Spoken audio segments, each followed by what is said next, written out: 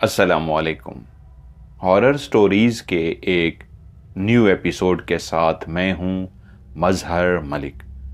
कैसे हैं आप लोग? उम्मीद है खैरियत से होंगे। आज की ये खौफनाक कहानी जो मैं आपको सुनाने जा रहा हूं, ये मुझे भेजी है अब्दुल शकूर ने दिल्ली, इंडिया से। उन्होंने अपनी ज़िंदगी के बीते हुए वो खौफनाक लम्हे जो उनकी पूरी फैमिली के साथ इस अंदाज में पेश आए कि जब इस कहानी को मैंने भी सुना तो यकीन मानिए मेरे भी रोंगटे खड़े हो गए। मैंने उन सारे पॉइंट्स को लिख लिया है ताकि कोई भी उनका वाकया मिस ना कर सकूं, क्योंकि कई ज़्यादा उन्होंने वाकयात लिख कर भेजे हैं। वो कहते हैं, हम 3 भाई हैं। मैं सबसे छोटा अब्दुल शकूर, मुझसे बड़े हैं मंसूर भाई और उससे भी बड़े हैं मंजूर भाई। हम बहुत छोटे थे उस वक्त जब हमारे वालिदैन गांव से शहर मुंतकिल हो गए। वालिद साहब एक सरकारी मुलाजिम थे। वो शहर में उस मुलाजमत की वजह से अकेले रहते। महीने के एंड पे वो छुट्टी लेकर घर वालों से मिलने के लिए आते। तभी घर वालों ने फैसला किया वो जो हमारे पास थोड़ी सी ज़मीन थी उसको बेचकर शहर के अंदर ही मकान ले लिया जाए और हम लोग भी शहर में मुंतकिल हो जाएं। ज़मीन हमने बेच दी। शहर के अंदर मकान की तलाश शुरू हुई और यूं एक बहुत ही अच्छा बना हुआ बड़ा सा मकान जो इंतहाई सस्ता मिल रहा था, वाले साहब को वो पसंद आ गया। हमने उस घर को खरीद लिया। जब हम लोग इस दुनिया में पैदा हुए, मैं और मुझसे बड़ा भाई, तब ये घर वालिदैन खरीद चुके थे। हमारे घर से थोड़े ही फासले पे एक बहुत ही पुराना स्कूल भी मौजूद था। मैं और मुझसे बड़ा भाई मंसूर बहुत ज्यादा हम शरारती थे। उन दिनों में हम लोग वहां पे छत पे चढ़ के पतंग उड़ाया करते थे। जिस गली के अंदर हमने ये घर लिया था, ये एक बहुत बड़ा पुराना सा मोहल्ला था जिसके बिल्कुल बैक साइड के ऊपर कई घर बहुत बड़े बड़े से थे। उनमें एक घर ऐसा भी था जो काफी अरसे से वीरान था। शायद किसी ऐसे शख्स की मिल्कियत था जो यहां रहते नहीं थे, या उनकी कोई जायदाद का मसला था, या क्या था। वो मकान हमेशा बंद पड़ा हुआ नजर आता। हमारे घर की जो पीछे वाली गली थी, क्योंकि हमें उसी से ही गुजर कर अपनी घर गली में आना पड़ता, तो अक्सर जब हम उस गेट के सामने से गुजरते तो वो गेट जो जंग आलूद हो चुका था, बंद पड़ा हुआ नजर आता। लेकिन उसके साथ दीवार थोड़ी सी इस तरह टूट चुकी थी कि कोई अंदर जाना चाहता तो आराम से अंदर जा सकता था। हमारे घर वालों ने हमेशा हमें मना किया था कि इस घर के अंदर कभी भी नहीं जाना। मैं और मेरा भाई मंसूर एक दफा पतंग उड़ा रहे थे। हम अपनी छत पर खड़े थे और पीछे वाली गली का वो बड़ा सा मकान दूर से नजर आता, उसकी सिर्फ छत नजर आती थी। पतंग उड़ाते उड़ाते तेज हवा चलना शुरू हुई और ऐसी तेज हवा चली कि हमारी पतंग कट सी गई। हम अपनी पतंग को उड़ता हुआ देख ही रहे थे कि पीछे से कोई एक और पतंग कटी हुई हमारे घरों के ऊपर से गुजरती हुई पीछे वाली जो गली का वो घर था जिसकी सिर्फ छत नजर आती थी, वो वीरान से घर की छत पर पतंग गिर गई। मेरे भाई ने मेरी तरफ देखा और कहा, आ जाओ, उधर पतंग गिरी है। हम दोनों जल्दी से नीचे उतरे। तेज तेज कदम उठाते हुए हम घर से बाहर निकले और गली के पीछे वाले हिस्से में पहुंच गए। शाम के उस लम्हे में वो घर बिल्कुल सुनसान था, वीरान, अंधेरे में डूबा हुआ घर।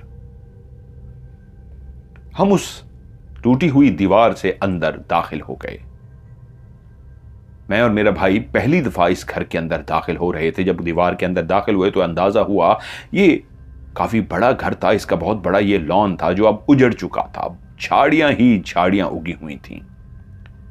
साइडों पर जो दरख्त लगे हुए थे उनके पत्ते गिर गिर के ग्राउंड के अंदर बहुत ज्यादा खुश्क पत्ते जमा हुए थे, इस अंदाज में कि आप चलते तो आपके पांव के नीचे पत्तों के टूटने की आवाज आती, वो सूखे पत्ते जब आप उन पे पांव रखते तो ऐसे चर चर की आवाज आती, एक शोर सा पैदा होता। अब गेट के अंदर से तो हम दाखिल हो गए थे दोनों भाई, अब ढूंढना था कि इसकी सीढ़ियां किस तरफ हो सकती हैं। अब हम दोनों भाई चलते चलते उन पत्तों को पांव के नीचे रौंदते, शोर मचाते बिल्कुल उस वीरान सी इमारत के सामने पहुंच गए।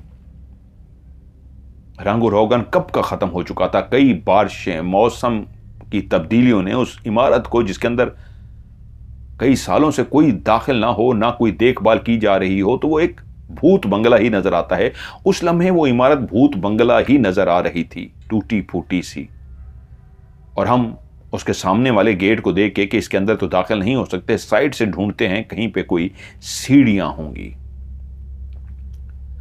हम दोनों भाई चलते चलते उसके बिल्कुल बैक साइड के करीब पहुंच गए तो हमें एक जगह पे सीढ़ियां नजर आईं।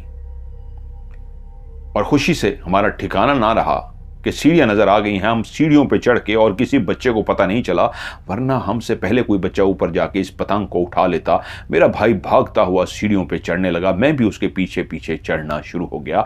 मैं अभी आखिरी सीढ़ी पे पहुंचा ही था कि मैंने देखा कि मेरे भाई ने पतंग उठा ली है, क्योंकि मुझसे पहले भागता हुआ गया था।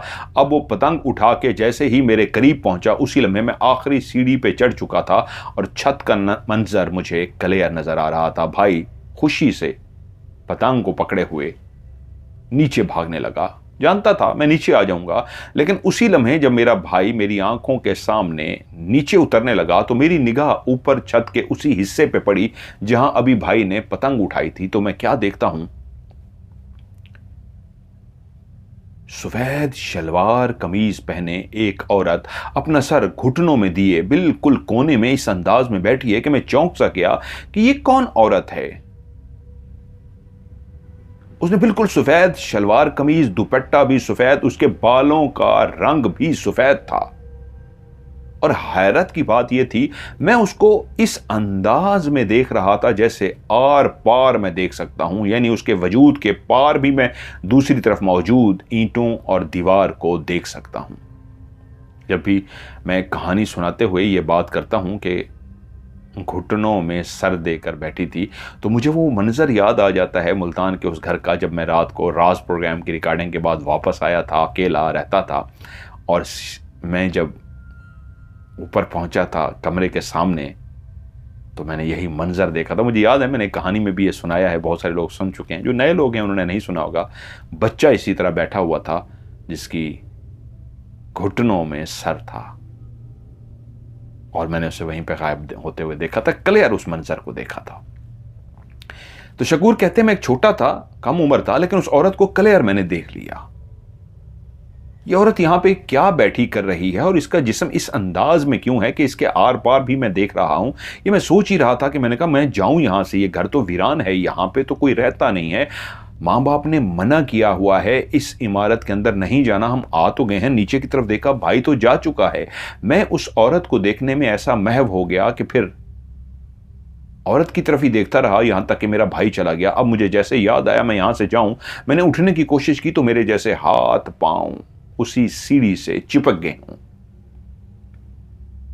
जिस तरह मैं रुका था वहां पे, वैसे ही कदम उठाने की कोशिश की तो मेरे कदम जैसे जमीन से चिपक गए हों। ये क्या है?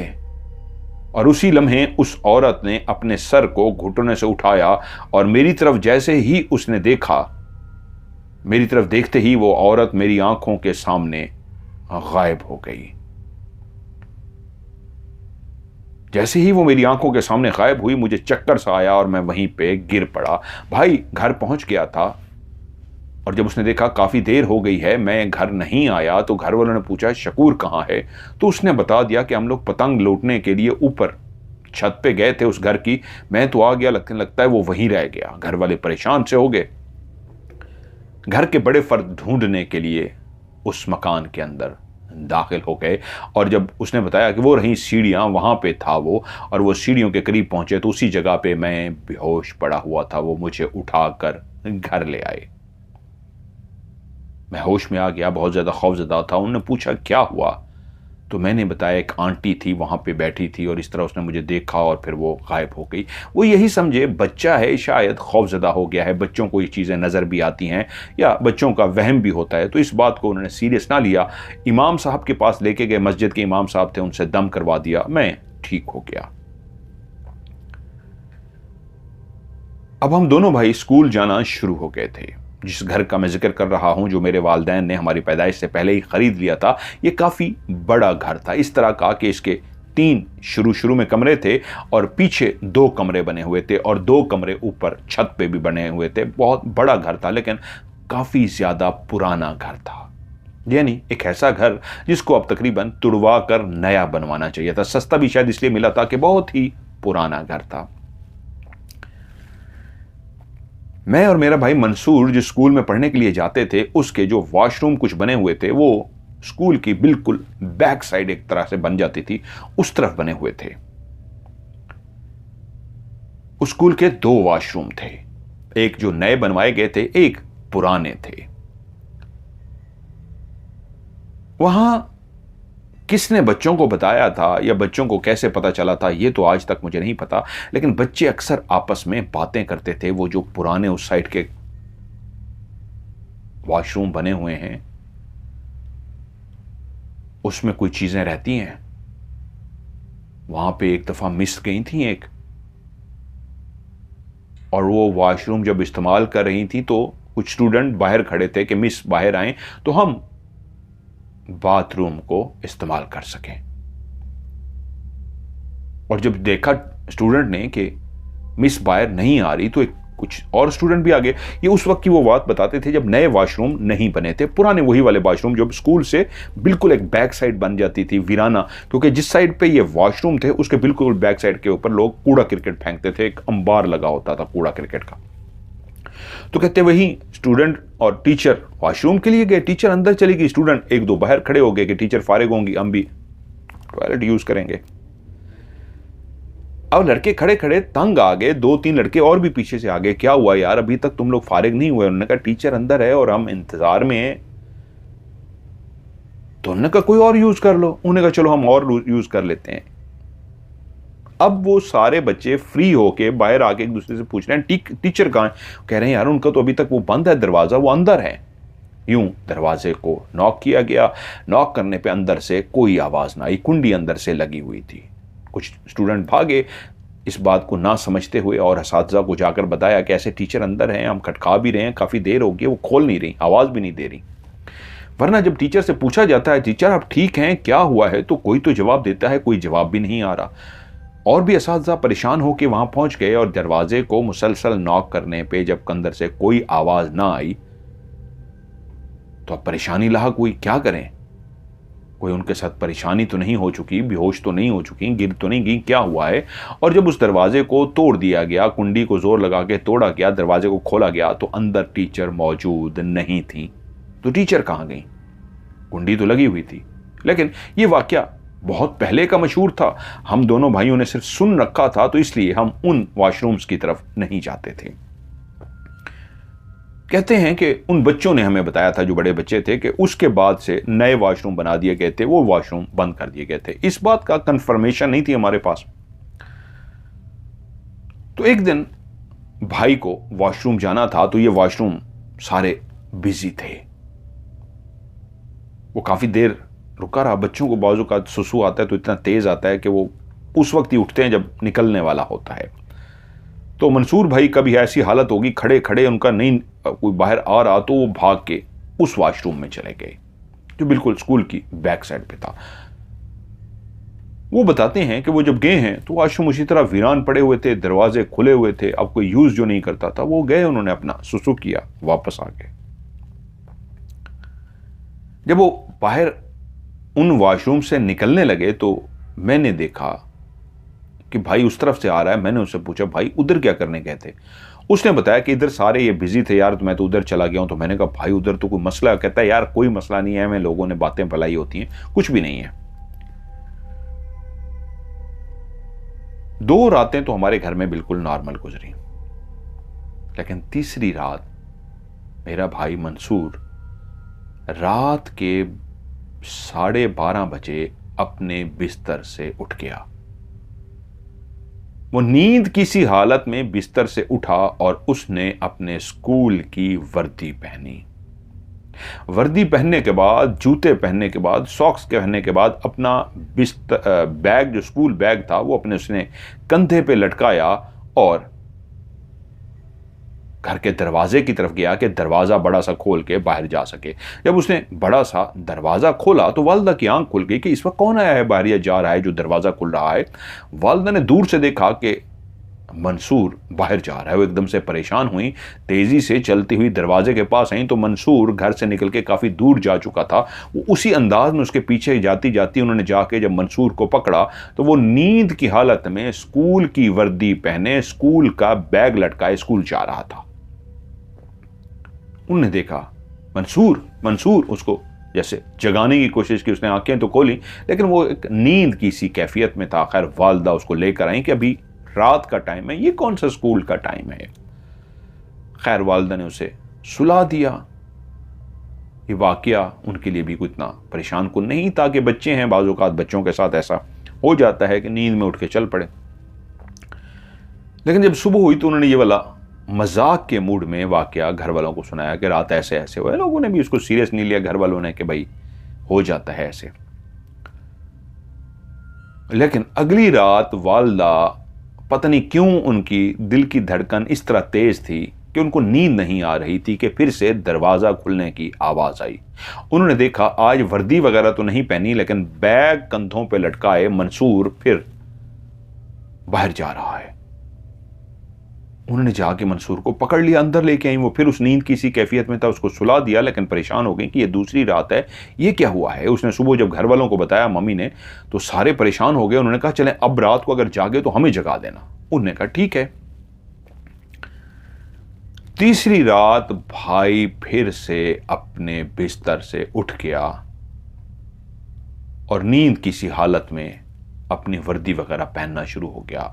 वालदा पहले से ही जाग रही थी, उन्होंने जब को जगाना शुरू कर दिया। अब घर वाले देख रहे हैं वो तैयार हो रहा है, वर्दी पहन रहा है, सारा कोई तैयार श्यार होकर बैग लटका के जैसे ही दरवाजा खोल के बाहर निकलने लगा घर वालों ने उसको पकड़ लिया। अभी ये तो सच्ची बात है, ये तो रोज जा रहा है, ये कैसे हो सकता है।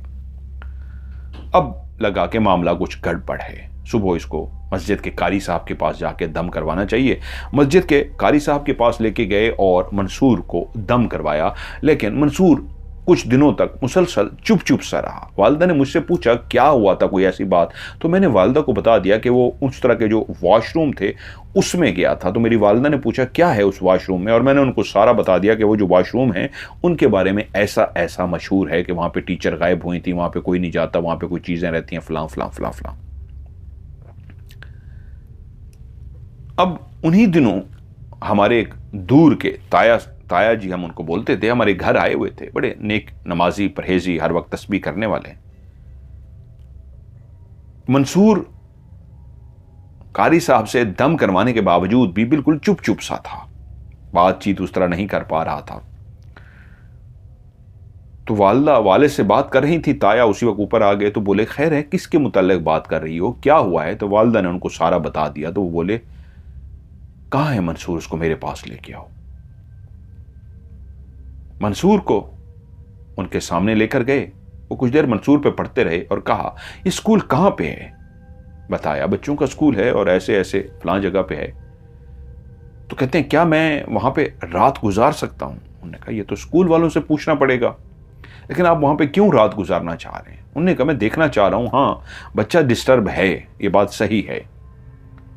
मंसूर अभी भी डिस्टर्ब है, दम करवाने के बाद भी इसके साथ अभी असरात हैं, लेकिन मैं स्कूल में जाके देखना चाह रहा हूं क्योंकि असरात अगर स्कूल से हैं तो ये तो और बच्चों के साथ भी मसला हो सकता है। वालिद को साथ लेकर ताया शाम को चौकीदार के पास गए।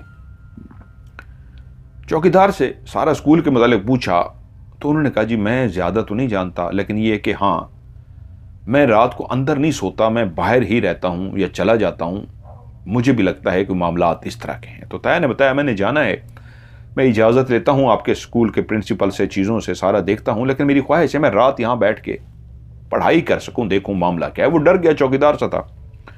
उसने कहा जी नहीं आप इजाज़त ले लें, उसने कहा यार मैं सिर्फ इसलिए कर रहा हूँ, मैंने कोई पैसे थोड़े दिए, मैं तो बच्चों की फलाह के लिए, कि बच्चों के साथ कोई वाक़या ना पेश आ जाए, बच्चों के साथ कोई इस तरह ना हो, तो मैं तो इसलिए करना चाह रहा हूँ, अगर तुम्हें इतराज़ ना हो। वो मान गया खैर जैसे कि उसने कहा ठीक है मैं बाहर ही रहूँगा, आपको मेरी मदद की ज़रूरत होगी। तो मेरे वालिद साहब ने कहा तुम अकेले बाहर नहीं होगे, मैं भी साथ दूंगा बाहर, कोई मसला होगा तो हमें ये आवाज़ दे देंगे, हम खुद अंदर चले जाएंगे। तो इससे उसको हौसला हो गया। ताया रात रुकने के लिए अंदर चले गए। अपना तस्बीह उनके हाथ में थी, एक जगह पे कुर्सी उनको डालकर दे दी गई और वो उस कुर्सी पे बैठकर तस्बीह करते रहे।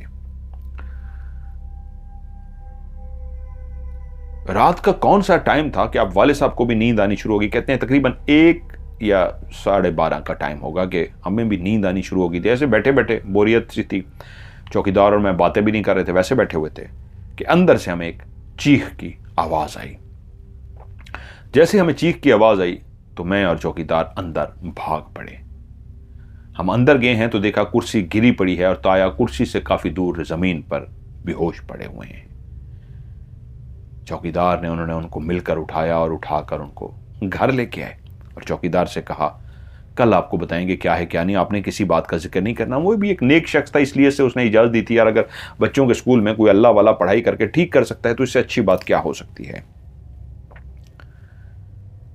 ताया जब होश में आए तो काफी डरे हुए थे, खौफजदा थे।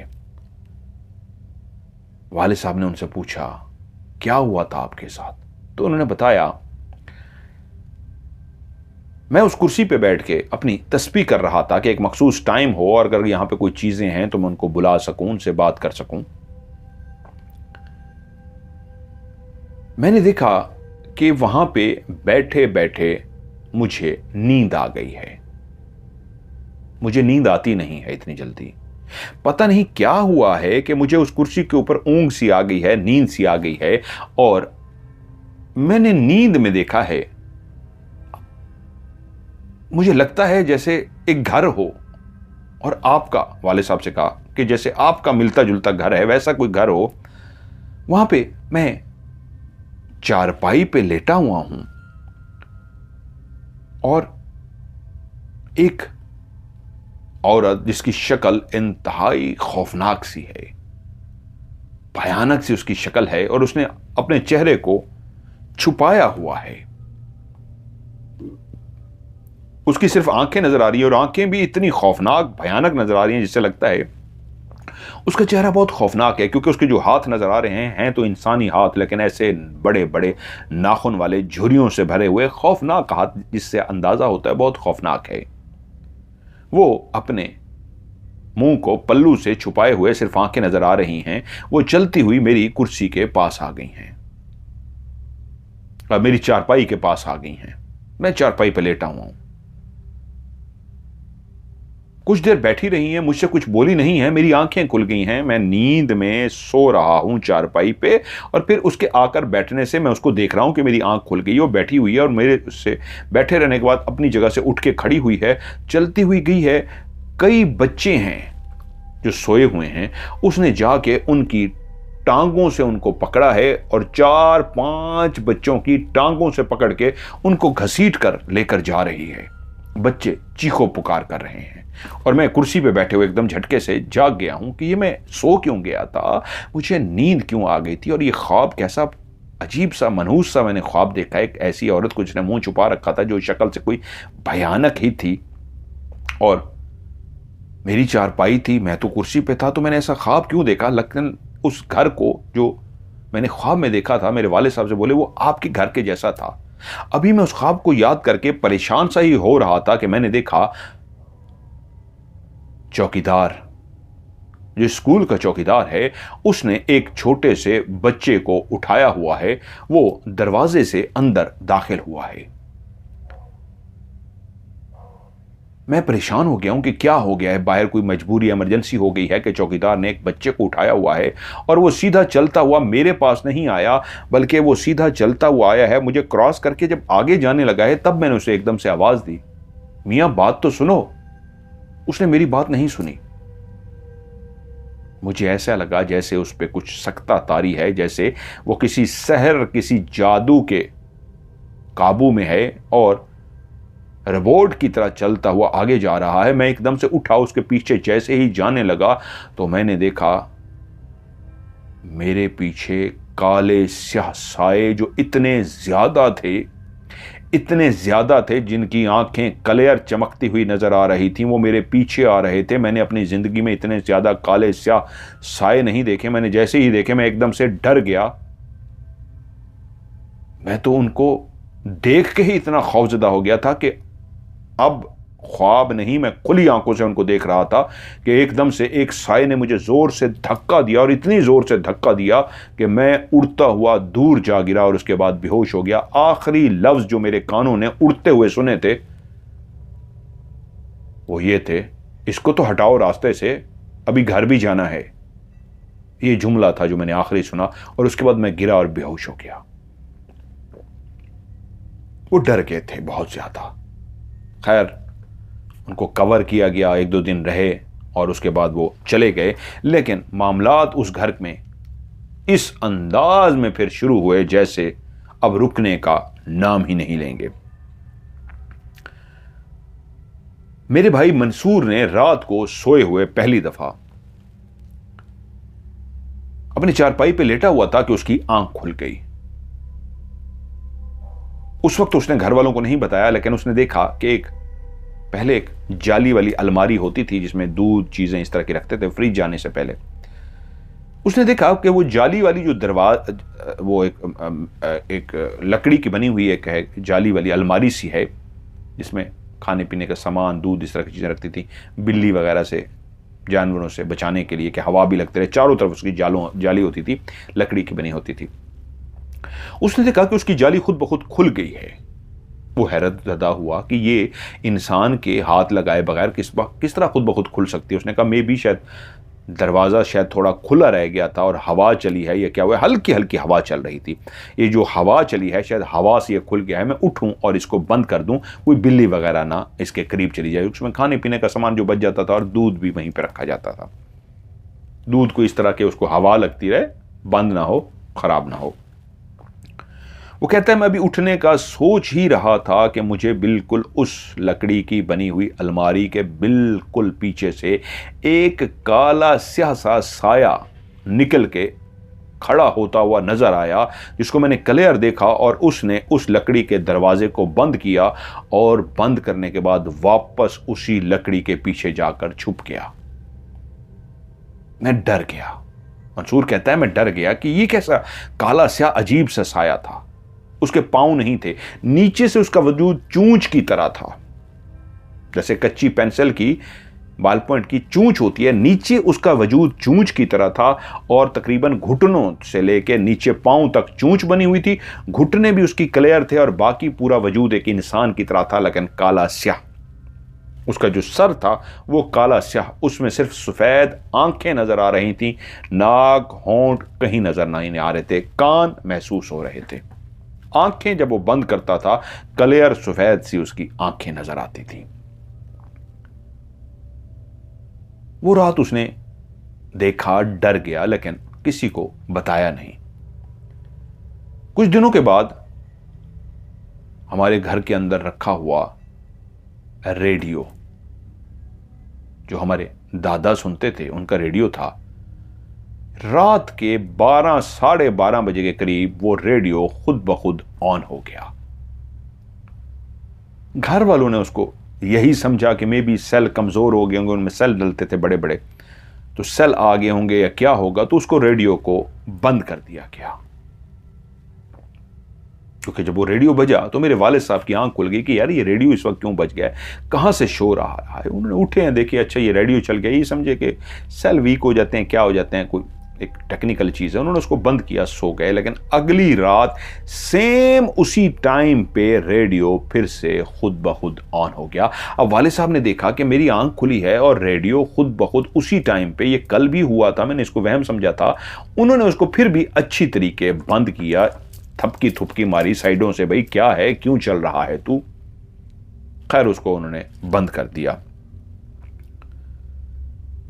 तीसरी रात वालिद साहब जाग रहे थे, जैसे उनको नींद नहीं आती और इस इंतज़ार में होता है कि मुझे लगता है फिर से रेडियो जाग जाएगा।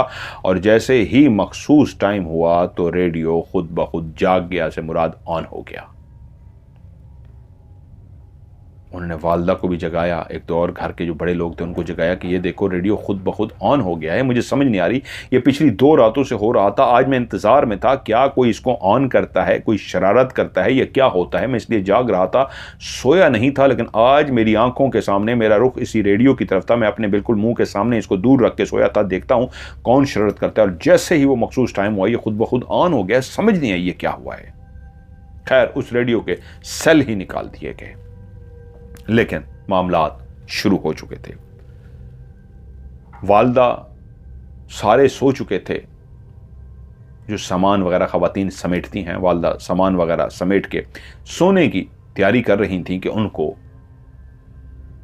किचन के अंदर से बर्तन गिरने की आवाज़ आई। उन्होंने कहा क्या हुआ, कौन चीज़ गिर गई, क्या हुआ, कोई बिल्ली आ गई है, क्या हो गया है। वो अभी चारपाई पे लेटी ही थी कि जैसे ही बर्तन गिरने की आवाज़ आई वो एकदम से अपनी जगह से उठ गई कि कोई जानवर ना आ गया हो, चूहा बिल्ली कुछ भी। तो वो किचन में गई हैं, जाकर देखा है तो पूरा किचन खंगाल मारा है, कोई बिल्ली जानवर कुछ भी नहीं था, लेकिन वाकई बर्तन कोई नीचे गिर गया था। उसको वो इसी तरह ही उन्होंने लिया, बर्तन जिस तरह गिर जाता है किसी वजह से, कुछ खास उसको सीरियस ना लिया गया।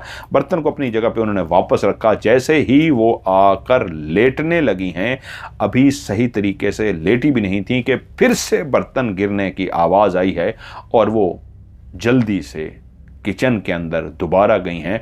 तो वही बर्तन जो कुछ देर पहले गिरा था, जिसको वो अच्छी तरीके अपनी जगह पे रख के आई थी, जिसके अब गिरने की गुंजाइश ही नहीं थी, जो अब गिर ही नहीं सकता था, वो दोबारा गिर चुका था।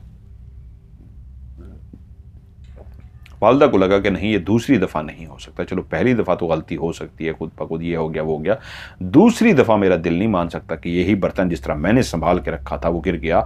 और उन्होंने इस दफ़ा उस बर्तन को वापस अपनी जगह पे तो रखा, लेकिन 2 चीज़ें उसके सामने और भी रख दी कि अब ये नहीं गिरेगा। वापस आके लेटने ही लगी हैं कि वाले साहब की भी आंख खुल गई। पूछा क्या हुआ, खैर है।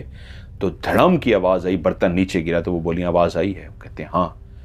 कहते हैं ये बर्तन तीसरी दफ़ा गिरा है, आए मेरे साथ। वाले साहब को वो साथ लेकर गई और वही बर्तन जिसके सामने वो और चीज़ें रख के आई थी कि अब ना गिर सके, वो नीचे गिर गया था।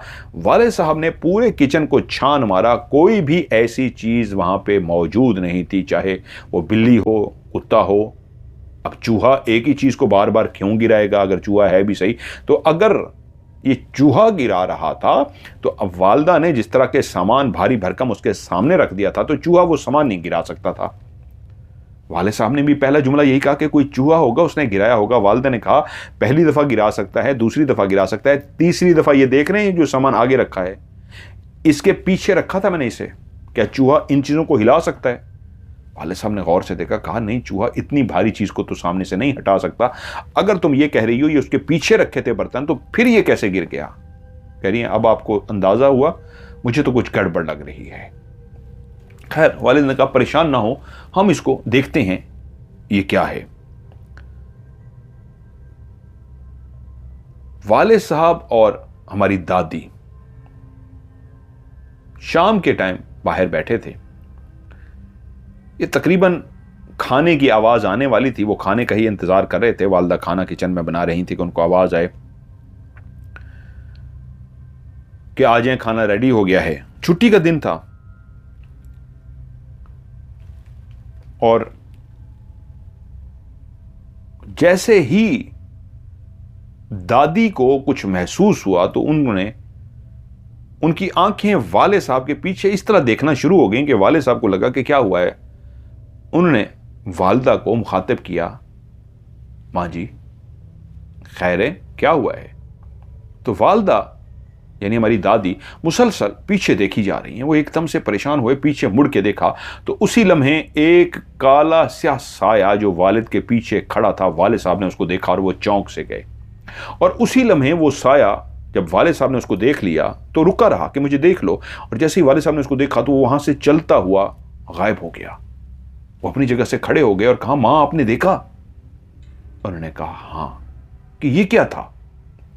वो कहती हैं, मैं तुमसे बैठी बातें कर रही थी कि मैंने ऐसे आंख उठा के पीछे देखा है तो इसको देखा है, ये चलता हुआ आ रहा है, ऐसे जैसे हवा का बना होता है, ऐसे जैसे कोई गुब्बारे का खिलौना होता है, गुब्बारे से जैसे किसी गुब्बारे के अंदर हवा भर देते हैं और गुब्बारे का इंसान बना दिया जाए, ऐसे ही ये काला स्याह था और अजीब से अंदाज में ऐसे चलता हुआ आया है और तुम्हारे पीछे आके खड़ा हो गया है। तो मैं घबरा गई हूं, परेशान हूं कि उसको देख रही हूं कि ये क्या चीज है, और जैसे ही तुमने मुड़ के देखा है तो तुमने उसे देख लिया था। वाले साहब कहते हैं, हाँ, वो इंसान तो नहीं था, वो तो काला स्याह साया था जो मेरे पीछे आके खड़ा था, और वहां जैसे ही मैंने उसे देखा है वो चलता हुआ पीछे गायब हो गया है। और रात 1-2 दिन पहले वो रेडियो वाला वाकया हुआ और 1-2 दिन पहले वो बर्तन गिरने का भी वाकया हुआ है। मुझे लगता है मां कुछ मामलात गड़बड़ हो रहे हैं। उन्हीं दिनों हमारे यहां कुछ मेहमान आए रहने के लिए। हमारे जीजा जी भी रहने आए थे, कुछ मेहमान पहले आए और जीजा जी बाद में रहने आए। हमारे जीजा जी बाहर गए हुए थे और जब वो अपनी वाइफ से कह के गए थे कि मैं जरा रात को लेट आऊंगा, कुछ दोस्त हैं दूसरे शहर से आए थे, उनसे मिलना वगैरह है, तो वो मुझे छोड़ कर जाएंगे, तुम मेरा इंतज़ार करना, तो मैं जब नॉक करूं तो बजाय कोई और घर वाला डिस्टर्ब हो तो तुम आके दरवाज़ा खोल देना। उन्होंने कहा ठीक है, क्योंकि हमारे घर में सिर्फ हम लोग, अम्मी अबू या हम लोग नहीं रहते थे, हमारी बहन, एक शादीशुदा ये वाली थी, एक और बहन, और कुछ फैमिलीज़ और भी रहती थी, हमारे जो ताया थे उनके बच्चे, क्योंकि काफ़ी बड़ा घर था। लेकिन ताया लोग मुस्तकिल नहीं रहते थे, आते जाते रहते थे, गांव में क़याम रहता, यहां आते स्टे कर लेते। तो जीजा जब रात को दोस्तों से मिलके पहुंचे तो वो कह के गए थे मैं तकरीबन कोई 10 बजे तक आ जाऊंगा, लेकिन उनको कोई 11, साढ़े 11, 12 बज गए। वो कहते हैं जी हम पहुंचते पहुंचते जब घर पहुंचे तो तकरीबन वो कहते हैं 11:45 हो चुके थे। अब वो लेट थे, लेकिन उनको अंदाजा था, वो बीवी को कह के गए हैं वो जाग रही होगी, मैं दरवाज़ा खटखटाऊंगा तो वो दरवाज़ा खोल देंगी। वो दरवाजे के पास गए, उन्होंने हल्का सा दरवाजे को नॉक किया कि वो आके खोल देगी, और बीवी जो उधर से जाग रही थी उसने आवाज को सुन लिया। उन्होंने दोबारा से नॉक कर दिया जरा ऊंची आवाज में, तो बीवी करीब आते बोली आ रही हूं और मत खटकाओ, लोग जाग जाएंगे। अब बीवी करीब आई, बीवी ने दरवाजे की कुंडी को खोल दिया। अब दरअसल ही बड़ी सी एक कुंडी लगी होती थी पहले दौर में, जैसे ही बड़ी सी कुंडी को खोला तो उन्होंने दरवाजे को अपनी तरफ खींचा। 2 दरवाजे होते थे, यानी एक नहीं, हमेशा पहले ये 2 दरवाजे बनाए जाते थे जो घर के अंदर की तरफ खुलते थे। कुंडी खोल के उन्होंने उसको जोर लगाया तो वो दरवाजा खुल नहीं रहा। तो जीजा बाहर कह रहे हैं क्या हुआ है? कह रही है मैं खोल रही हूं, खुल नहीं रहा। अरे भाई क्यों नहीं खुल रहा, खोल दो यार, रात हो गई है। अब उन्होंने जब जोर लगाया और दरवाजा नहीं खोल रहा तो बाहर खड़े हुए जीजा जी बोले यार मैं धक्का लगाऊं? कहते हैं हाँ आप धक्का लगाएं, अंदर से तो कुंडी खुली है, मुझे लगता है आप शरारत कर रहे हैं, आपने बाहर से कुंडी लगा ली है। वो कह रहे हैं मैं क्यों शरारत करूंगा? कहते हैं तो खुल क्यों नहीं रहा? लगता है बाहर वाली आपने कुंडी लगाई हुई है। वो कह रहे हैं नहीं भाई मैंने नहीं लगाई हुई। अच्छा आप धक्का लगाएं। अब जीजा जी बाहर से धक्का लगा रहे हैं, लेकिन ऐसा महसूस हो रहा है जैसे वाकई बाहर से किसी ने कुंडी लगा दी हो, अंदर वाली कुंडी तो खुली है, अब दरवाजे को क्योंकि बाहर से कुंडी है दरवाजा खुल नहीं रहा। वो जोर लगा रही हैं और वो कह रहे हैं क्यों नहीं खोल रही हो अंदर से? वो कह रही है मैंने खोल दिया हुआ है, आपको बताया, ये देखें, रुकें 1 मिनट रुकें। उन्होंने फिर से कुंडी जोर से चढ़ाई, जोर से खोली। कि अब आपको यकीन आया मेरी तरफ से खुला है, अब आप खोल के दिखाएं। उनको लगा ये शरारत कर रहे हैं। उन्होंने भी कुंडी को आगे पीछे किया और कहा भाई ये देख ये तो खुली हुई है। अब जब दोनों को यकीन आ गया तो बकायदा जोर लगाया जा रहा है कि कोई घर वाला ना भी ना जागे और दरवाजा खुल जाए, लेकिन काफी जोर लगाने पे भी जब दरवाजा ना खुला तो इतना जोर जोर से उसको झटके दिए गए दरवाजे को, वो तो आवाज पैदा होती है, शोर पैदा होता है, घर के बाकी फर्द भी जाग गए। ये क्या हुआ है? उठ के आए तो देखा दरवाजा नहीं खुल रहा। कहा क्या हुआ? कहा दरवाजा नहीं खुल रहा, कुंडी खुली हुई है, बाहर वो खड़े हैं, वो भी धक्का लगा रहे हैं, फिर से जोर लगाया गया, दरवाजा ना खुला। तो उसी वक्त उन्होंने कहा आयतुल कुर्सी पढ़ो, ये माजरा कोई और है। जब ये कहा गया आयतुल कुर्सी पढ़ो तो बाहर खड़े जीजा जी ने भी अंदर से भी आयतुल कुर्सी ऊंची आवाज में पढ़ते रहे। कहा इसको अभी धक्के ना मारो, रुको रुको रुको। आयतुल कुर्सी पढ़ी जाती रही। आयतुल कुर्सी पढ़ने के बाद दरवाजे को खोला गया तो दरवाजा ऐसे आराम से खुल गया जैसे बंद था ही नहीं। वो तो इशारा मांग रहा था कि हल्की सी उंगली टच करो और मैं खुल जाऊंगा। जीजा जी परेशान हो गए, घर वाले भी परेशान हो गए, लेकिन वहीं जो मेहमान आए हुए थे वो जब सुबह उठे हैं तो उन्होंने कहा जी अब हम आपके घर में नहीं रहेंगे, हम जा रहे हैं। उन्होंने पूछा क्या हुआ है? उन्होंने कहा मियां बीवी थे। उन्होंने कहा जी हम जब रात को सो रहे थे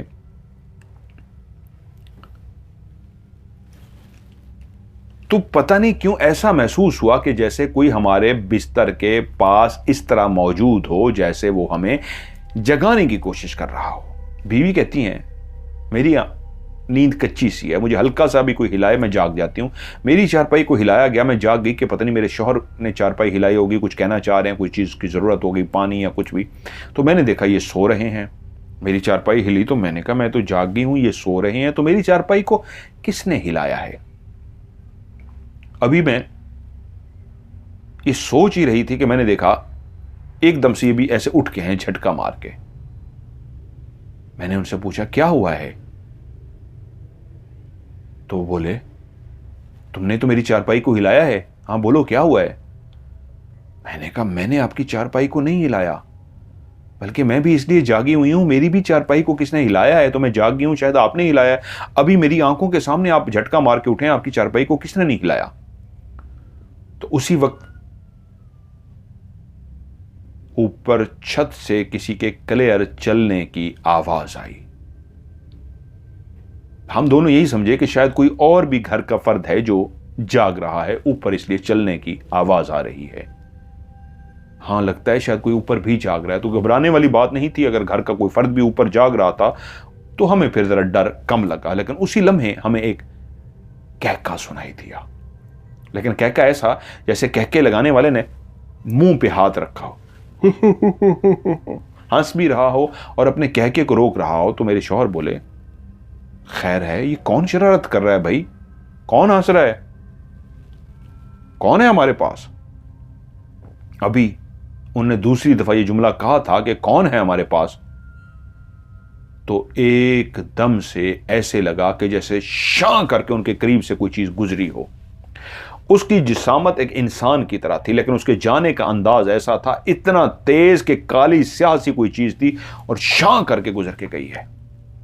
तो मेरे शौहर ने झटका लिया है, वो डर गए हैं कि तभी वो उठ के बैठे हैं, खौफजदा थे उस चीज ने जब शां करके वहां से गुजरी है, वो झटका भी निकल गया, वो डर भी गए हैं। तो उसी लम्हे उनकी गर्दन के पीछे जैसे कोई गुदगुदी करता है, शरारत करता है, उंगली से ऐसे टच करता है, उनकी गर्दन पे ऐसे उंगली टच की गई है और उन्होंने पीछे मुड़ के देखा है। तो उसी वक्त एक काला स्याह साया उनकी गर्दन के बिल्कुल पीछे खड़ा था और जैसे अभी उन्होंने मुड़ के देखा था तो उसी वक्त बीवी को ऐसा महसूस हुआ कि दोबारा से किसी ने उनकी चारपाई को हिलाया है। वो भी एकदम से छलांग मार के उठ गई। शौहर एकदम से जबर कर गए अपने ऊपर कि मुझे इस वक्त चीख नहीं मारनी, क्योंकि उन्होंने जैसे पीछे खड़े हुए उसको देखा तो एकदम से डर गए। लेकिन अच्छा यह हुआ कि उसी वक्त गायब हो गया। वहम नहीं था, उन्होंने क्लियर उसको देख लिया था। वो काला स्याह था, वो भूतना सा था, वो भूतना सा पीछे खड़ा था और उसकी दांत सफेद थे, लेकिन इतने बारीक बारीक बारीक जैसे इंसान नहीं किसी जानवर के बहुत ज्यादा दांत हो। यानी वो कहते हैं मैं अंदाजा भी लगाऊं तो कोई 40-50 दांत ऊपर होंगे, 40-50 दांत नीचे होंगे। इतना बड़ा उसका मुंह था कि उसका मुंह गाल से भी बाहर निकला हुआ था, यानी गालों से भी बाहर उसके दांत निकले हुए थे। अजीब सी उसकी शक्ल थी, नीचे से ऐसे थोड़ी सी बन रही थी, लेकिन जहां पे मुंह शुरू होता था मुंह गालों से भी बाहर निकला हुआ था, बहुत ज्यादा बाहर। यानी जो खाल थी वो भी मौजूद थी, लेकिन बहुत लंबा सा मुंह था। वो झटका मार के बैठ गए और फौरन पढ़ना शुरू हो गए। बीवी की चारपाई क्योंकि दोबारा हिली थी, वो उसमें लग गई, ये ना देख सकी कि शौहर के साथ क्या हुआ है।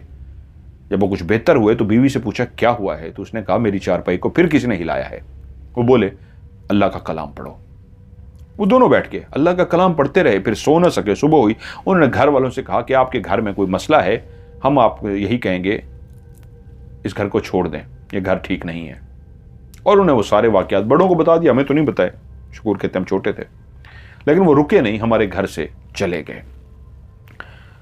अब वाले साहब इंतजार में कि कारी साहब से तो बात की थी, कारी साहब ने कहा था मामला मेरी समझ से बाहर है, किसी के ऊपर दम दरूद करना हो, सलात रखनी हो, इस हद तक तो मैं कर सकता हूं, लेकिन ये घर के अंदर कोई चीजें हों, ये मेरे लिए बहुत मुश्किल है।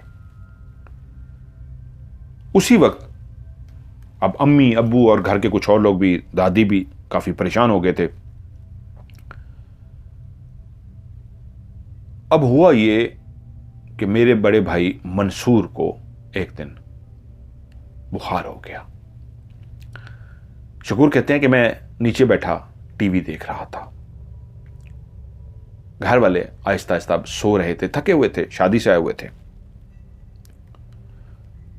तो मंसूर ऊपर सोने के लिए गया तो उसका दिल किया कि यार मुझे ठंड सी लग रही है, बुखार सा है, मैं जरा नीचे जाके सो जाता हूं कमरे में। वो चलते हुए नीचे आए तो शकूर कहते हैं मैं बैठा हुआ था, तो वो आकर बैठ के टीवी पे, उन दिनों में लेट नाइट वीकेंड पे एक मूवी लगती होती थी, और मेरा छोटा भाई शकूर वो कहते हैं बैठा टीवी देख रहा था। मैं उसके पास जाकर लेट गया। टीवी के अंदर से उस मूवी की आवाज आ रही थी।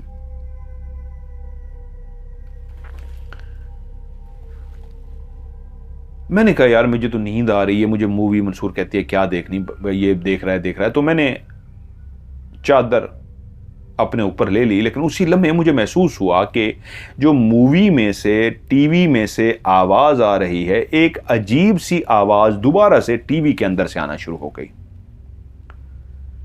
मैंने चादर अपने मुंह से हटाई और टीवी की तरफ ध्यान किया तो वाकई टीवी के अंदर से एक अजीब सी आवाज आ रही थी। जो भी किरदार उस ड्रामे के, मूवी के वो बोल रहे थे, उनकी तो आवाज आ रही थी, लेकिन एक आवाज ऐसी थी जैसे कोई जानवर मुसलसल गुर्राता है, गुर्राने की उसकी आवाज आती है, गुस्से की उसकी आवाज आती है, ऐसी गुर्राने की आवाज आनी शुरू हो गई। मैं एकदम से परेशान हुआ और अपने भाई से कहा शकूर ये जानवर की आवाज कहां से आ रही है? तो वो मूवी देखने में मस्त था, बोलता है हाँ भाई कौन सी आवाज? यार जानवर की आवाज। नहीं मुझे तो कोई आवाज नहीं आ रही, मुझे तो टीवी की आवाज आ रही है। नहीं यार कोई आवाज आ रही है।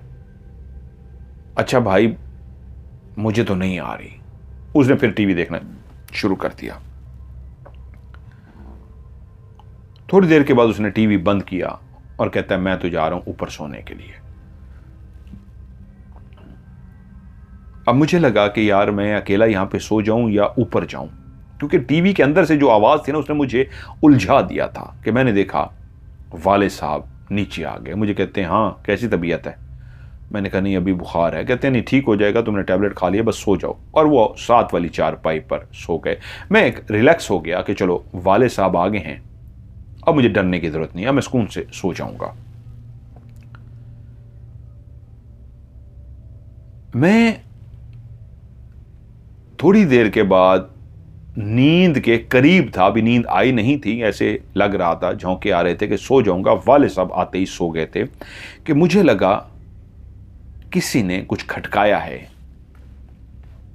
जैसे ही मुझे खटकाने का एहसास हुआ तो मैंने अपने मुंह से चादर हटाई कि ये किसने खटखटाया है। तो मैंने देखा टीवी को किसी ने खटखटाया था। मैंने कहा यार टीवी को किसने खटखटाया है? कमरे में अंधेरा हो रहा है और जैसे ही टीवी को खटखटाया गया तो मैं टीवी की तरफ ही देख रहा था कि उसी लम्हे टीवी खुद ब खुद ऑन हो गया। अब कमरे में कोई नहीं है, टीवी खुद ब खुद ऑन नहीं हो सकता, उसको पीछे जो स्विच था जो भी था बंद कर दिया गया था। टीवी जैसे ही ऑन हो गया कमरे में, टीवी की वजह से रोशनी सी हो गई। ये टीवी कैसे ऑन हो गया, मुझे अभी ये समझ ही नहीं आ रही। और टीवी के ऑन होने से कमरे में एक हल्का सा, ज्यादा नहीं, आवाज कम है। जो मेरा भाई टीवी देख रहा था उस वक्त आवाज ज्यादा थी, इस वक्त आवाज बिल्कुल कम है टीवी की। रोशनी सी आ रही है और टीवी ऑन है कि तभी मैंने देखा टीवी के अंदर जैसे कोई एक खौफनाक फिल्म सी चल रही हो। पुराना एक घर दिखाया जा रहा है, लकड़ियों का बना हुआ घर है, वो जो टूटा फूटा सा घर है। और उस घर के अंदर दिखाया जा रहा है कि एक ताबूत है।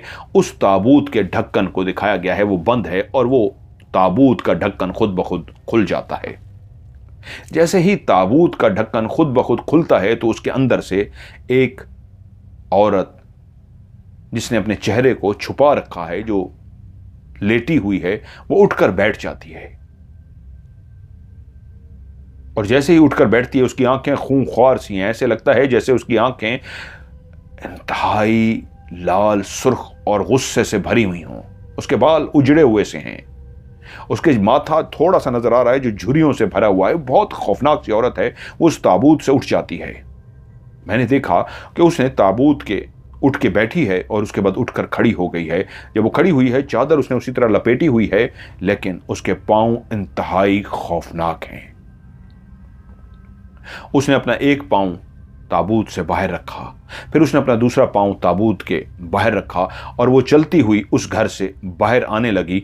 और उसके बाद उसने इस अंदाज में मुझे देखना शुरू कर दिया जैसे उसकी आंखें बिल्कुल मुझे घूर रही हों और कह रही हों, क्या तुम तैयार हो, मैं तुम्हारे पास आ जाऊं? और वो कुछ देर वहीं खड़ी रही।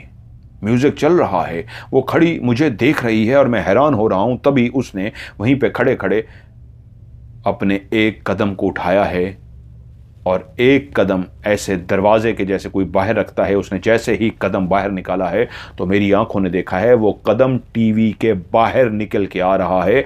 वो टीवी के अंदर खड़ी हुई वो जो खौफनाक सी औरत है, जो उसने अपना कदम दरवाजे के बाहर रखा था, लेकिन असल में वो टीवी के बाहर कदम रख रही थी और उसका एक कदम बाहर आ गया। और मैंने देखा उसने दूसरा कदम भी बाहर रखा तो वो बाहर निकल आई और मेरी जान निकल गई। मेरी जान निकल गई क्योंकि वो टीवी से बाहर निकल के सामने आकर खड़ी हो गई थी। ये वहम नहीं था, ये नींद नहीं थी, ये बुखार की वजह से नहीं था, ये हकीकत थी। मैं खौफजदा हो गया। मैंने जल्दी से खौफ के मारे चादर अपने मुंह पे ले ली कि मुझे यकीन आ गया था कि ये वहम नहीं है, ये ख्वाब नहीं देख रहा, ये हकीकत है। क्या करूं मैं, क्या करूं? कुछ देर ऐसे लेटा रहा। वालिद के सोए होने की, पास मौजूद होने का भी एक एहसास था। खराटों की भी आवाज आ रही थी, इसका मतलब वो पास हैं, इसलिए थोड़ा सा हौसला भी था। लेकिन वो कैसे टीवी से निकली है, ये मेरे लिए एक इंतहाई खौफनाक और भयानक बात थी। थोड़ी देर के बाद मुझे लगा अब वो जा चुकी है। अब मैं देखूं, मेरे ख्याल में वो सामने नहीं होगी। मैंने अपने चेहरे से जैसे ही चादर को हटाया तो मैंने देखा मेरे पांव वाली साइड पे वही औरत बैठी हुई है। मैंने जैसे ही टीवी की तरफ पहले देखा, टीवी उसी तरह चल रहा था, वो फिल्म वहीं पे रुक सी गई थी। उसी घर का मंजर था, ताबूत खुला हुआ है, वो औरत वहां से जा चुकी है, फिल्म चल नहीं रही, वो तस्वीर वहीं पे रुक गई है, लेकिन वो सामने औरत नहीं है। मैंने देखा इसका मतलब वो जा चुकी है, फिल्म रुकी हुई की है। तभी एहसास हुआ कि पाँव के पास कुछ है। मैंने जैसे ही गर्दन को पाँव के पास मोड़ा, वो पाँव के पास बैठी हुई थी। और जैसे ही उसको मैंने पाँव के पास बैठे हुए देखा तो मेरे मुंह से चीख निकलते निकलते रह गई। लेकिन तब एहसास हुआ मेरा गला जैसे किसी ने बंद कर दिया हो। मैं चीख मारने की कोशिश भी करूंगा तो चीख नहीं मार सकता। और उस भयानक आंखों के साथ मैंने देखा उसने अपने चेहरे के ऊपर लिपटे हुए उस कपड़े को, जिससे उसने अपने चेहरे को ढांप रखा था, चेहरे के ऊपर से वो कपड़ा हटा दिया। जैसे ही उसने अपने चेहरे के ऊपर से कपड़ा हटाया तो उसका चेहरा, सिर्फ आंखें थीं जो बिल्कुल सही थीं, बाकी पूरा चेहरा उसका जला हुआ था। इस तरह जैसे जलने के बाद आपके जिस्म की जिल्द, ये स्किन लटक जाती है, जली हुई जिल्द उसकी दोनों तरफ लटक रही थी।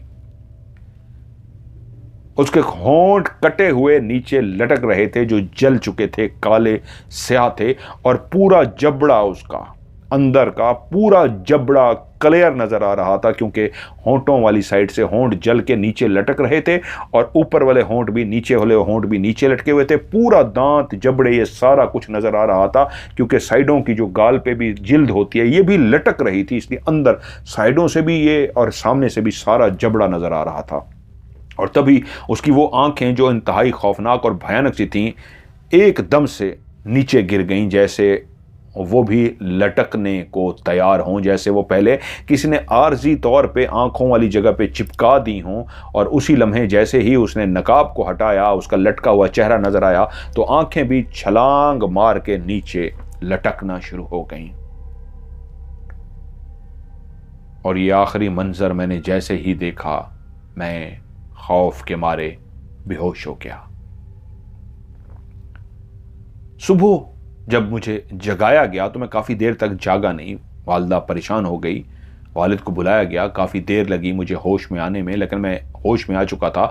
बुखार तो मुझे पहले से था, लेकिन अब मुझे शदीद तेज़ बुखार हो चुका था।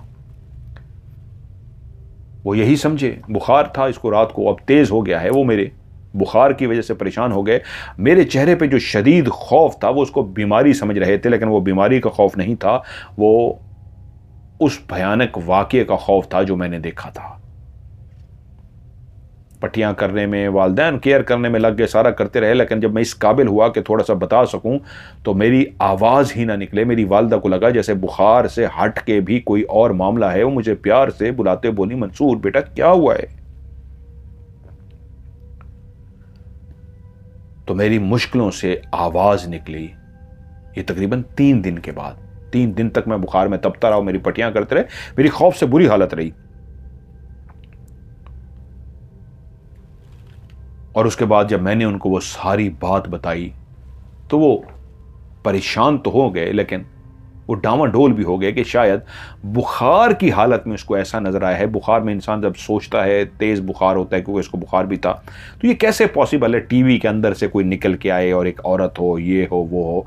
उन्होंने खैर मुझे कवर किया और कहा परेशान ना हो, कारी साहब तुम्हें दम कर देते हैं। कारी साहब से पानी दम करवा के मेरे लिए ले आए, मुझे पानी भी पिला दिया गया और मैं रिकवरी की तरफ गया। लेकिन वहीं पे एक रात, क्योंकि वालिद साहब तो मुसलसल कोशिश में थे कि कोई अल्लाह का वली मिल जाए, कारी साहब से पानी दम करा के ले आते थे, जिसको घर में लेके आए और उसे कहें कि वो घर को क्लियर करके दे सके। कि वालिद साहब रात को सोए हुए थे, तकरीबन कोई 12:30-1 बजे करीब।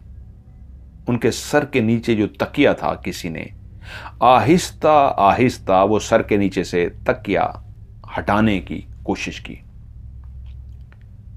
वालिद साहब कहते हैं मैं नींद में था, मुझे इतना महसूस ना हुआ, लेकिन जैसे ही मेरे सर के नीचे से तकिया हटने वाला था तो किसी ने जोर से खींच लिया। पहले आहिस्ता आहिस्ता खींचा जा रहा था जो उनको इतना महसूस ना हुआ, लेकिन जब जोर से खींचा गया तो उनको भी झटका लगा और वो एकदम से जाग गए। और जैसे ही आंखें खोली हैं, वो कहते हैं उन्होंने देखा सर के नीचे से किसने तकिया खींच लिया है और उनकी आंखों के सामने तकिया दूर जा गिरा है।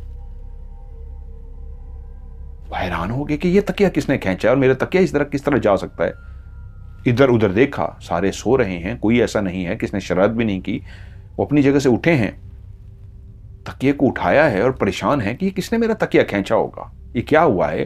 खैर कुछ देर जब समझ नहीं आई, बैठ गए हैं और तकिया सर के नीचे रखा है, अभी लेटने ही लगे हैं कि फिर से शां करके किसने तकिया सर के नीचे से खींच लिया और एक कहके की आवाज आई। ये कहके की आवाज एक बच्चे की आवाज थी। वो एकदम से हड़बड़ा कर उठ बैठे कि दोबारा से, क्योंकि तकिया भी खींचा गया होता, और एक बच्चे की आवाज थी कहका लगाने की। और उन्हें पीछे मुड़कर देखा तो एक तकरीबन 6-7 साल की उम्र का एक लड़का, जिसने कमीज तो पहन रखी थी, नीचे शलवार नहीं पहन रखी थी, उसकी टांगें जली हुई थी, उसके बाजू जले हुए थे, उसका पूरा चेहरा जला हुआ था, उसकी आंखें लटक रही थी, पूरा चेहरा जलकर काला स्याह नहीं हुआ था, स्किन जिल्द लटकना शुरू हो गई थी। वो खड़ा मुस्कुरा रहा था। वालिद साहब ने जैसे देखा उनका झटका निकल गया। वो बच्चा बहुत खौफनाक था, वो भयानक था, वही हंसा था वालिद साहब के ऊपर। और वालिद साहब ने जैसे उस लड़के को देखा, एकदम से उनका झटका निकला तो वो लड़का तेजी से दौड़ता हुआ अंदर चला गया। वालिद साहब परेशान हो गए कि यह कैसा मंजर था, यह क्या था। उसके बाद वो सो ना सके, लेटे रहे, पढ़ते रहे, पढ़ते रहे। सुबह कहीं जाकर वो सोए। परेशान हो गए कि घर वालों को यह बात बताऊंगा तो बहुत ज्यादा परेशान हो जाएंगे। ठीक 2 रातों के बाद वालदा कहती हैं मैं सो रही थी कि गहरी नींद के अंदर मेरे कान में किसी ने सरगोशी की आवाज, क्या कही गई मुझे वो तो नहीं सुनाई दिया, लेकिन क्लियर मैंने एक सरगोशी की आवाज सुनी। और मैंने जैसे ही सरगोशी की आवाज सुनी तो मैंने ऐसे लगा कोई मच्छर है या क्या, कान के करीब ऐसे हाथ को हिलाया, फिर सोने की कोशिश की, लेकिन फिर से जब दूसरी दफा सरगोशी की गई, वो बाकायदा कोई कान के करीब मुंह करके जोर से जैसे कोई धाड़ा हो। तो कहती है मैं ऐसे झटका लिया और जाग से गई कि ये कौन शरारत कर रहा है, और एकदम करवट ली हुई थी। मैंने पीछे मुड़ के देखा, पीछे कोई भी नहीं था। मुझे कान के अंदर अब भी साई साई महसूस हो रही थी, कोई जोर से कान में धाड़ा था। मैं इधर उधर देखा, साए सोए हुए हैं कि ये क्या हुआ है। मैं उठकर बैठ गई, इधर उधर देखा, कुछ भी समझ ना आया, सब नॉर्मल थे। मैंने कहा क्या कोई नींद में है, क्या ख्वाब में है, या क्या हुआ है, कुछ समझ नहीं है। खैर कुछ देर के बाद मैंने कहा अच्छा मैं सो जाती हूँ। मैं जैसे ही कमर सीधी की है, सर मैंने तकिए पे रखा है, तो उसी वक्त मुझे महसूस हुआ है मेरी चारपाई पे कोई आकर बैठा है। और उसी लम्हे मेरी निगाह सामने पांव वाली साइड पर गई है।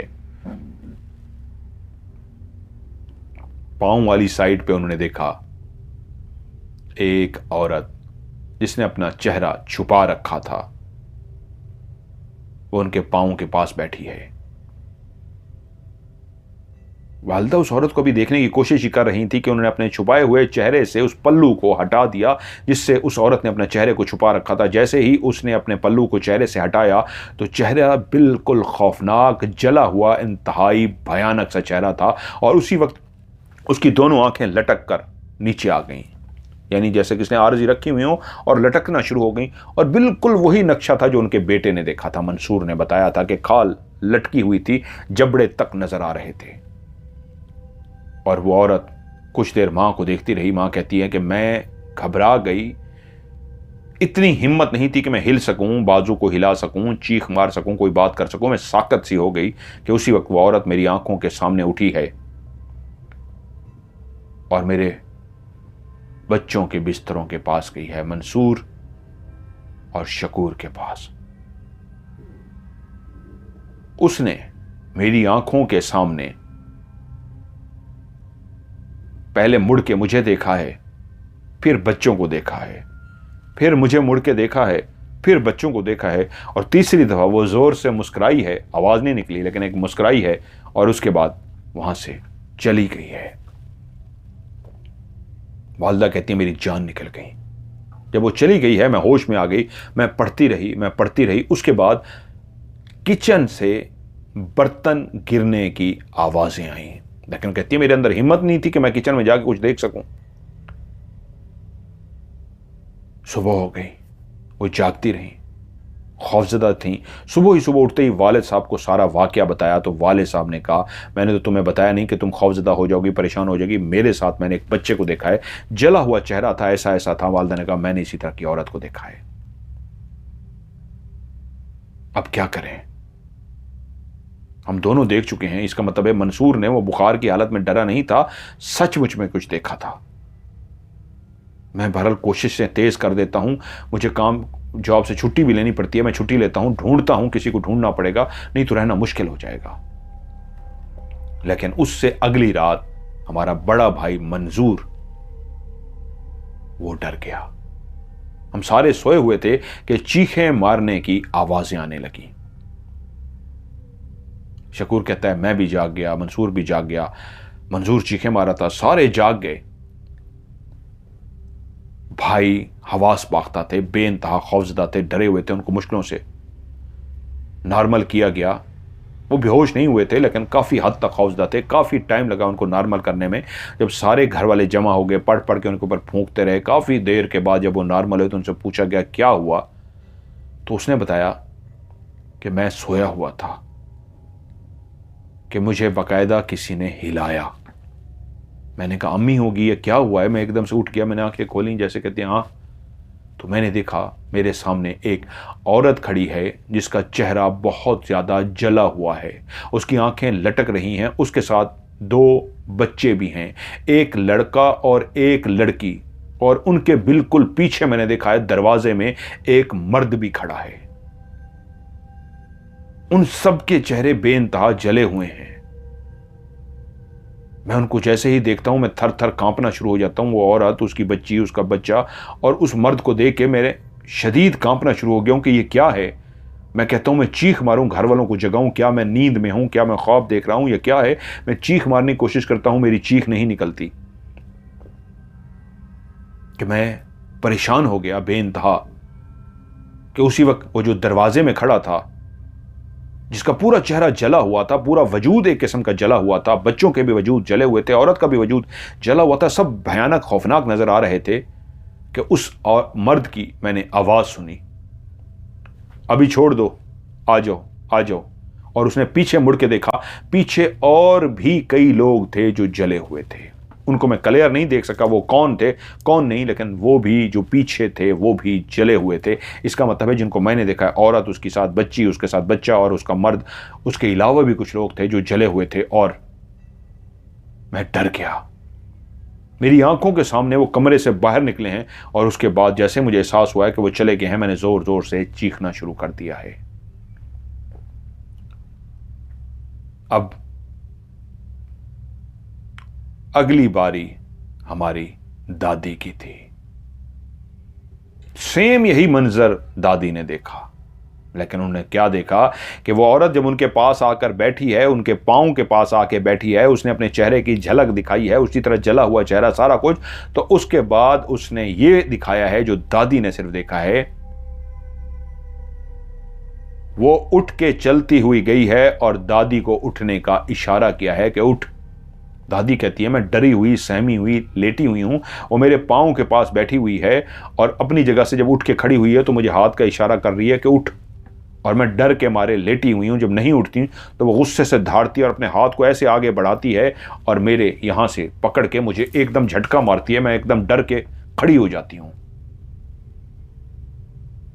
मैं जैसे ही डर के खड़ी हो जाती हूं तो मुझे अपने पीछे आने का इशारा करती है, और मैं जैसे ही उसके पीछे जाती हूं तो वो शकूर और मंसूर के कमरे में जाती है और मेरी आंखों के सामने उन दोनों को पाँव से पकड़ लेती है, और जैसे ही पाँव से पकड़ती है उनको घसीटना शुरू कर देता है। वो बच्चे दोनों नींद की हालत में चारपाई से घसीटते घसीटते घसीटते नीचे आकर इस तरह गिरते हैं कि उनको चोट भी नहीं लगती, जैसे घसीटते हुए कोई हवा में उसको उठाकर नीचे रख देता है। वरना एक इंसान चारपाई पे लेटा हो, आप उसको पाँव से घसीट के नीचे फेंकेंगे तो उसको तो सर और कमर जमीन पे जाके लगेगी। लेकिन वो कहती है मेरी आंखों के सामने वो दोनों बच्चे जिनको वो पाँव से घसीट रही थी, वो ऐसे घसीटते घसीटते जैसे ही चारपाई के एंड में पहुंचे हैं तो उसके बाद ऐसा था जैसे हवा में किसी ने उनको थाम लिया हो और उनके वजूद उसने नीचे रख दिए हों। और उसी वक्त मेरी आंखों के सामने वो उनको घसीटती हुई दरवाजे से जैसे ही बाहर लेके जाने लगी तो जैसे मैं होश में आ गई, मुझे याद आया मैं रब का कलाम पढ़ूं और चीखूं, घर वालों को जगाऊं। तो मैंने ज़ोर ज़ोर से चीखना शुरू कर दिया, कलाम पढ़ना शुरू कर दिया, और आप लोग भाग के मेरे पास आ गए। और जैसे मेरे पास आए, चेक करो बच्चे कहाँ हैं। उन्होंने कहा चेक करें? आप उसी कमरे में खड़ी थी जहां पे बच्चे सोए थे, और जब हम लोग पहुंचे हैं तो बच्चे जमीन पे ही पड़े थे। जब आप चीख रही थी आपको उस वक्त होश नहीं था, आप पागलों की तरह चीख रही थी, और जब हम आए थे तो यही देख के तो परेशान हो गए थे, बच्चे जमीन पे क्यों पड़े हैं? आपने किया है या किसने किया है? जल्दी से बच्चों को उठा के चारपाई पे सुला दिया, वो गहरी नींद में थे और आप चीखें मार रही थी। तब दादी ने बताया कि ये मैंने देखा है। मैं सो रही थी और मेरे पास आई और बच्चों को घसीट कर लेकर जा रही थी। मेरे वालिद साहब को वो बात याद आ गई। एक ताया हमारे आए थे जब स्कूल में गए थे पढ़ने के लिए, तो कहते हैं मैंने एक ख्वाब देखा था, एक झोंका सा आया था, मैं सो से गया था और उस नींद में मैंने देखा था कि एक जले हुए चेहरे, एक बंदा एक बच्चे को लेकर जा रहा था, उसके पीछे जले हुए चेहरे वाले कई लोग थे, और मैंने देखा था तुम्हारे घर का मंजर था, उससे पहले मैंने देखा था, उसमें एक जले हुए चेहरे वाली औरत घर के लोगों को घसीट कर लेकर जा रही है। वो उस वक्त उन्होंने स्कूल में बैठ के एक ख्वाब की सी कैफियत में देखा था और ये भी कहा था वो घर ऐसा लगता है जैसे वो तुम्हारे घर से मिलता जुलता हो, और ये सब कुछ मेरे घर में हो रहा है, ये क्या है। अब तकरीबन घर के तमाम फर्द के साथ कोई ना कोई वाकया हो चुका था। झलक किसी ना किसी को क्लियर बहुत ज्यादा नजर आ चुकी थी, किसी को खौफ की वजह से और किसी को किसी ना किसी वजह से वो औरत, बच्ची, उनका महसूस हो चुका था। अब हम लोग शदीद खौफजदा थे, रात को सो नहीं पा रहे थे कि वहीं शाम को हमारे घर में एक औरत आई। एक बूढ़ी सी औरत थी, उसने हाथ में स्टिक पकड़ी हुई थी, वो चल नहीं पा रही थी, उसकी कमर झुक चुकी थी, टेढ़ी हो चुकी थी उसकी कमर। घर वालों ने उससे पूछा, बताइए आप, मतलब वो जानते नहीं और इतनी बूढ़ी औरत। उसने कहा, मैं तुम लोगों से ही स्पेशली मिलने के लिए आई हूं। उसको बिठाया गया, हाँ बताइए। तो वो बोली, आप लोगों ने ये घर क्यों खरीदा है या किराए पे है। उनको बताया गया कि हमने तो ये खरीदा था, वाले साहब ने ऐसे ऐसे खरीद दिया था। उसने कहा, तुम लोग खुशकिस्मत हो, अभी तक जिंदा रहे हो, तुमसे पहले भी कुछ लोग आए थे, उनका बहुत नुकसान हुआ था, क्या तुम लोगों को भी कुछ महसूस हुआ है। उनसे पूछा गया क्या कहना चाह रही हैं, क्या महसूस हुआ है, क्या बात है। तो वो बोली, इस घर में एक फैमिली रहती थी, उस फैमिली का ज्यादा कोई तो नहीं जानता था, लेकिन इतना पता लगा था कि उनके ऊपर किसी ने कोई काला जादू किया था, और जिन्होंने जादू किया था वो खुद एक जादूगर ही था, उनका रिश्तेदार। वो हर वक्त गलाजत में लथड़ा रहता था, वो एक शदीद बुरा शख्स था, लेकिन उसके पास कोई शैतानी ताकतें थीं, वो उनके ऊपर जादू कर रहा था। वो उनसे कहता था कि ये घर मेरे हवाले कर दो, मैं तुम्हें इसके कुछ पैसे भी दूंगा, लेकिन जितने वो पैसे दे रहा था एक किस्म का मुफ्त लेना चाहता था।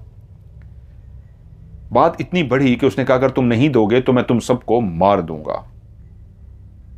यह बात उस औरत ने, जो इस घर की मालकन थी, उसने अपने हमसायों को भी कही थी कि हमारा वो जो रिश्तेदार है हमसे घर छीनना चाहता है और हमें धमकियां देता है, वरना मैं तुम्हें मार दूंगा।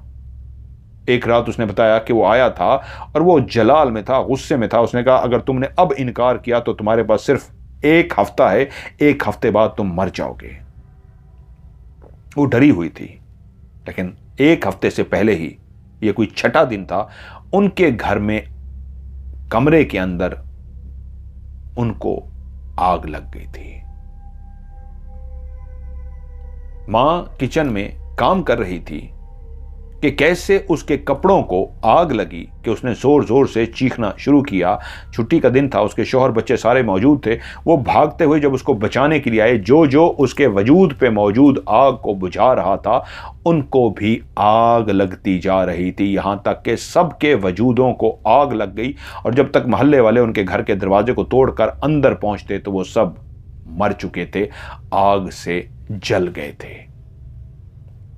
उस आग ने उन सबको अपनी लपेट में ले लिया था और मार दिया था। उसके बाद इस घर को तो बंद कर दिया गया, लेकिन उसी शख्स ने इस घर पे कब्जा कर लिया था, ये शो करके कि ये तो मेरे पहले ही बेच चुके हैं, मुझसे पैसे ले चुके हैं, और उसने घर किसी को किराए पर दे दिया था।